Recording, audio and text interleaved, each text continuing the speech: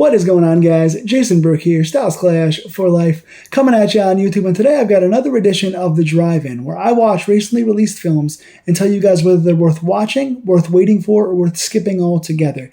Today I'm recording, this is my fourth video in a row or so. If you guys want to see my previous reviews on I Know What You Did Last Summer and Borderline, those are up on this channel by the time you're watching this, so go check those out.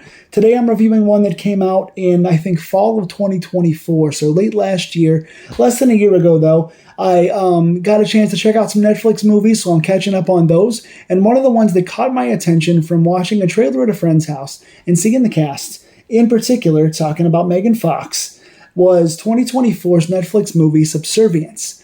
I'm going to get into this spoiler-free, even though it's, almost a year old. I won't spoil anything here. Just make this one a quick one and kind of talk in slightly vague terms. But Subservience, if you have not seen it yet, was written by Will Honley and April Maguire and directed by S.K. Dale, who also directed another Netflix movie starring Megan Fox, Till Death. Till Death, I really quite enjoyed. That was another big selling point of this movie, because I really enjoyed Megan Fox in Till Death, and I thought this combination worked really well in that movie, so I wanted to see what happened in Subservience. This movie is starring Megan Fox as Alice, Michelle Maroney as Nick, and Madeline Zima as Maggie. And basically, without spoilers, the premise of this movie is that Madeline Zima's character, Maggie, gets injured in the hospital. She's dealing with a lot of pain and injuries and suffering.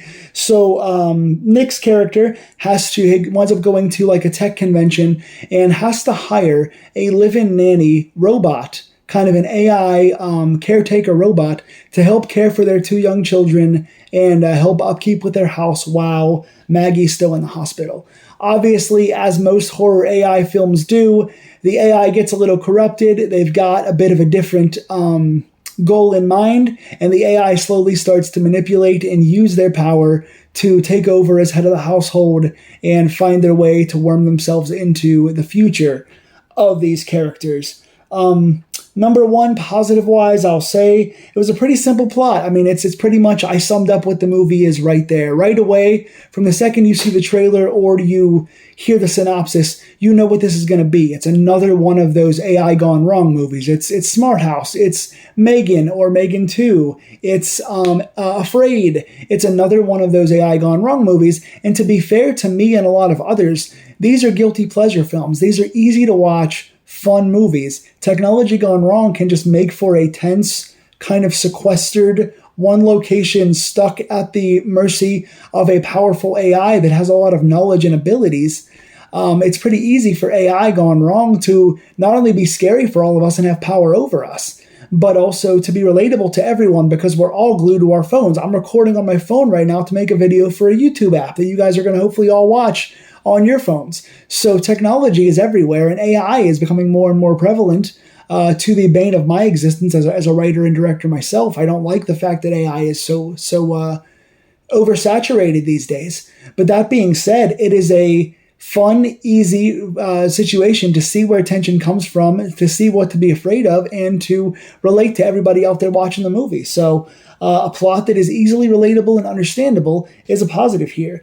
Megan Fox is another positive. While I didn't always love the performances in this movie in particular, Michelle Maroney, Michelle Maroney or Marone, I'm not sure how to say Nick's real life name, but I just wasn't that invested in him. The other actors were okay. The little girl was okay. Madeline Zima was fine. But Michelle Maroney in particular just didn't connect with me, and none of the actors really stood out in a positive way, except Megan Fox. I was never really a Megan Fox fan. Obviously, the whole Transformers era and everything. She didn't do a whole lot that I loved up until Jennifer's Body, and that was really about it for me as a Megan Fox as far as positive acting roles.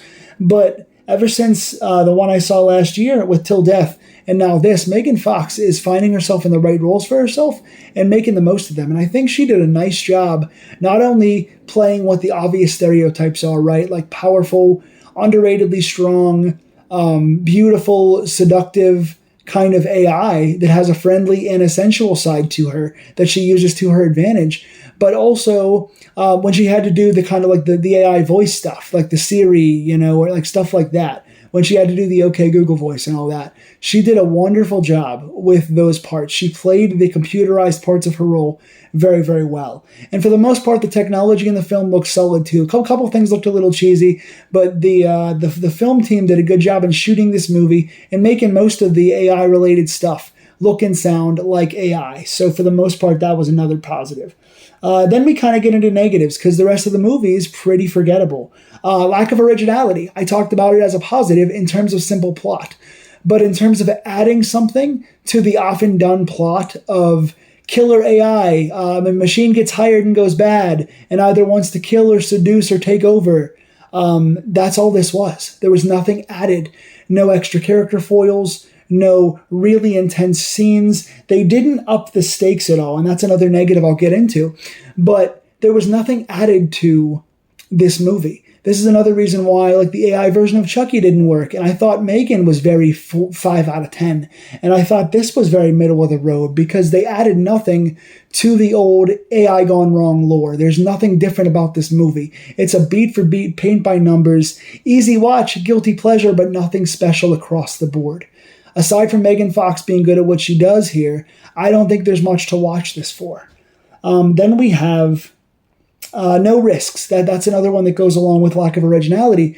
There were no scenes in this that really made you feel for the family. You know, usually in things like Basic Instinct or in things like The Roommate, things where you have somebody trying to worm their way into somebody else's life. The Crush is another one. There are some really good people that have romantic intentions that will use their power for evil and try and harm the other people in the person's life to weasel their way into that life.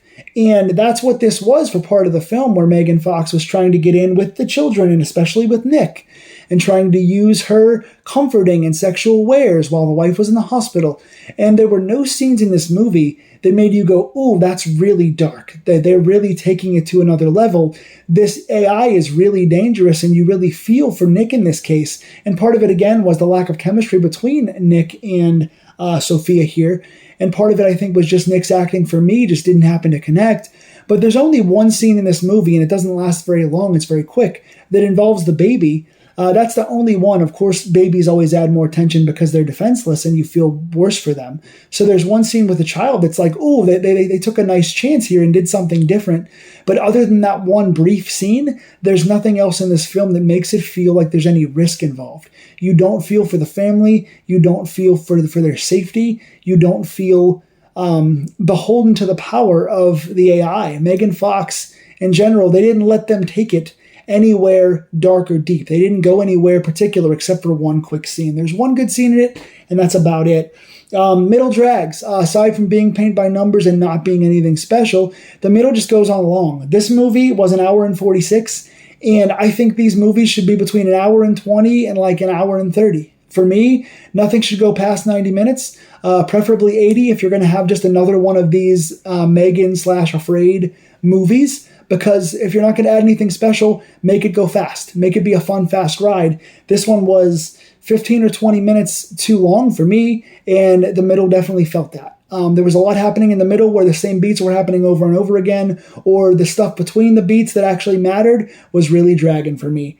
So overall, it was a fine watch. It's a good background movie. Put it on. It's a fun little AI film. You get to watch Megan Fox be AI gone wrong. If you like those kind of movies, you'll see nothing wrong with this. But if you like those kind of movies, you can see them done better elsewhere. If you've seen a bunch of these, then there's no reason to really watch this one unless you just love to watch all movies of this subgenre. So while it's fine, it's nothing special. I'm going to put this at a 5.5 out of 10. You know what? This review, I've talked myself down. I gave this a 5.5 in my notes. I'm going down to a 5. I'm taking this down further because it is the very definition of an average movie. Fine and fun and does not stink by any means, but it's so middle of the road, nothing special. Should have been shorter, should have taken more risks, should have gone darker. 5 out of 10 for me is Subservience. If you've seen it, tell me in the comments down below what you think of it. Check out my previous reviews of Borderline, and I Know What You Did Last Summer. Tell me in the comments if you want me to talk spoilers about this or what other films you'd like to see me review in the future. I've got a few more coming up probably in the next day or two here, and you'll see those in the coming weeks. Every Tuesday, I do film reviews. Every Friday, I do Steeler reviews, so come back and check those out, and and I'll see you guys soon.